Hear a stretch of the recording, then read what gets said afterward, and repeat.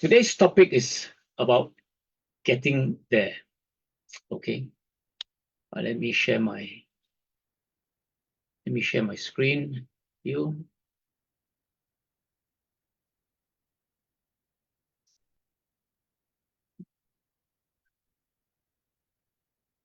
okay? That's getting there. We're talking about the journey and the destination. Now we are setting goals all the time. Okay, we set goals because we want to be clear of our destination, so that we don't wander about. Don't waste time, and then we are in a rush to get there. We always want to finish, but is the finish line all that matters?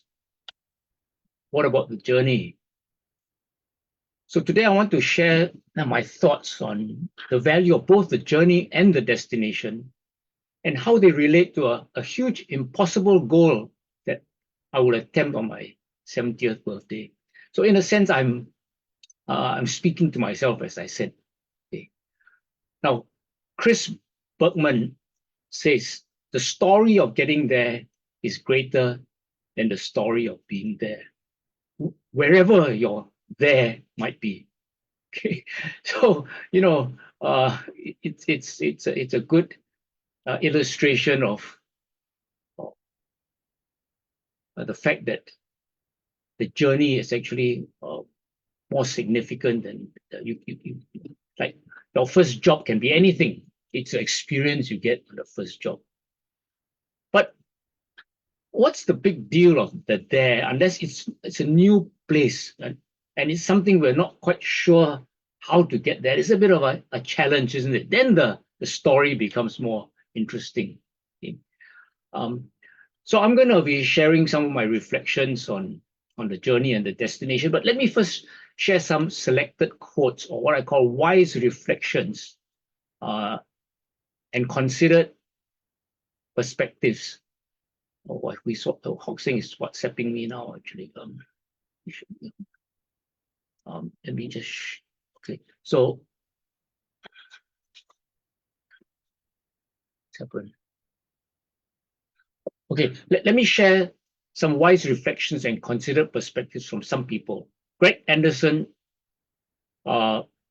said, focus on the journey, not the destination. Joy is found not in finishing an activity, but in doing it. So this picture just says departures. I just go, and then the journey will be exciting. But he talks about joy, but there's value in the journey, not just in joy, but also in tough times. And Rick Warren says here, transformation is a process, and as life happens, there are tons of ups and downs. It's a journey of discovery. There are moments on mountaintops and moments in deep valleys of despair. That's the journey. Marcel Proust said, we don't receive wisdom. We must discover it for ourselves after a journey that no one can take for us or spare us. So when it's, you're a young person, you're making decisions, what's the right thing, what's the wrong, you learn from making those decisions along the journey. Benson Henderson said, it's a long journey to become successful, and you learn to grow with it. You grow with the small steps you take. Arthur Ashe said, success is a journey, not a destination. The doing is often more important than the outcome. And here, I like this illustration which I chose, having fun doing it, okay, or maybe have a challenge doing it. Simon Rattle said, always the journey, never the destination. Now, we studied mastery for some time, and we saw that mastery was a lifelong journey. You're always wearing the white belt, you're improving and improving and improving. It's a lifelong journey. And my good friend David Goggins says, I'm different than most people. When I cross the finish line of a big race, I see that people are ecstatic. But I'm thinking about what I'm going to do tomorrow. It's as if my journey is everlasting and there is no finish line. Let me read it again. I'm different than most people. When I cross the finish line of a big race, I see that people are ecstatic, but I'm thinking about what I'm going to do tomorrow. It's as if my journey is everlasting and there is no finish line. Ursula Guin said, it's good to have an end to journey towards, but it's the journey that matters in the end. It's good to have an end to journey toward, but it's the journey that matters in the end. Hussein Chalayan said, if I had to define my philosophy, it would be about exploration, a journey, a storytelling. I like that.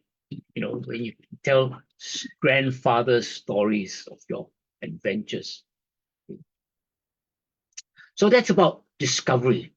We want to go on a journey that's new, that's challenging, because we discover new things, new places, discover things about ourselves. And Alex Noble has something to do with about the being, who you need to be to do that.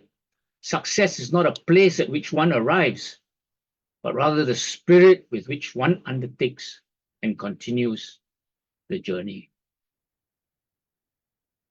So, find destinations that add value. Things that on this bucket list type destinations, find journeys that add value. And the purpose is to keep growing and not to atrophy, not get fat and lazy. Because if you got nowhere to go and it's or you go and it's too easy a journey, then you get really fat, you get lazy, which is not the point. And you get fat and lazy physically as well as mentally. Okay, so this is the big, hairy, audacious goal that I'm setting for myself in my birthday week. Okay, it's called Route 97. Basically, it's a 106-kilometer paddle along the River Kwai in Thailand. And this should take at least 12 hours. Now, I've never paddled more than 10 kilometers and not longer than 3.5 hours. So this looks really, really impossible. I tell myself, the journey is the destination. The fact that I'm just taking part, is both the journey and the destination. Like being at the Woodstock. For those of you who are old enough, you remember the iconic rock festival, Woodstock. Just to be there, to be part of history, to be present is history. No need to be in a band, no need to be the top band, just being present. Okay. So for me, I think Route 97, the journey and the destination will be the memory. Why? The journey is the paddle, the destination is the party. They've already promised a huge party, and there will be partying there. So for me, the value is the journey. First of all, because it's extreme. It's an impossible distance in my mind. Okay? Secondly, there's uncertainty. How far can I go? What will the current be like? What will the weather be like? Will it be really, really hot, or will it be cold? What board will I be using? How will it behave? How do I relieve pain during the journey? How do I relieve myself? All these are uncertainties, and overcoming these will be the value. The value will be the village or the community that will paddle with me, that will encourage me. And so I'm hoping people will come along, recruiting people to come along with me, like HT and GP. The value will be lessons, especially life lessons, and the value would be to increase my experience, experience of life. And on this part, let me share with you Mary Blight's quote. My journey continues because I've, conquered a lot, and I know how to conquer the rest. Okay. So she has a confidence that comes with experience. I want to share a smaller scale, much smaller scale experience during my guards commander's conversion course. Now, there was one test, which was the 2-kilometer sea swim. I come from ACS, Anglo-Chinese School, and all ACS boys can swim. The school has its own swimming pool. But the furthest I can actually swim comfortably was 150-meter lap. After that, I would be completely exhausted after that effort. So I was thinking, how to swim 40 laps. but I had no choice. Okay, I was a commander. I couldn't return to my unit saying I couldn't pass the test, let alone that I don't even try it. So I told myself I would just swim until I couldn't swim anymore. Then at least done my best. But I passed the test because there wasn't a time limit. Okay, so something that some people could take half an hour, I took 2.5 hours. But it's one positive experience in my favor. Okay, so I think if I go through this, there will be one positive experience in my favor. Now, by now you have a higher appreciation of the of the value of the journey. Okay? But let me say just a bit more on the destination. When we do goal setting, the goal is the destination. Okay? The plan, the process is the journey. You've heard about SMART goals, where people talk that SMART goals are realistic, they're attainable. But in the context of 10x, or if you set a BHAG, a big, hairy, audacious goal, you really don't know if you can achieve it. Okay? You're used to 1x, you're now setting 10x. This goal is big, hairy, audacious. Okay? So you don't know whether you can achieve it. And, we are taught not to use the word try. Okay? Do or do not, there is no try. That's the very famous Star Wars quote said by Master Yoda himself. But the good thing about try is at least I get started. The adventure begins. Then I focus on the journey. Okay? But, trying, I think, is a good start, but it's not enough because I must also want to finish well. And that's being also mindful of the destination, the desired outcome. So it's begin with the end in mind. Habit 2 of the 7 habits of highly effective people. Begin with the end in mind. I want to also remind you of what I shared before from Dan Sullivan, the world's #1 entrepreneurial coach. He said the only way to make your present better is to make your future bigger.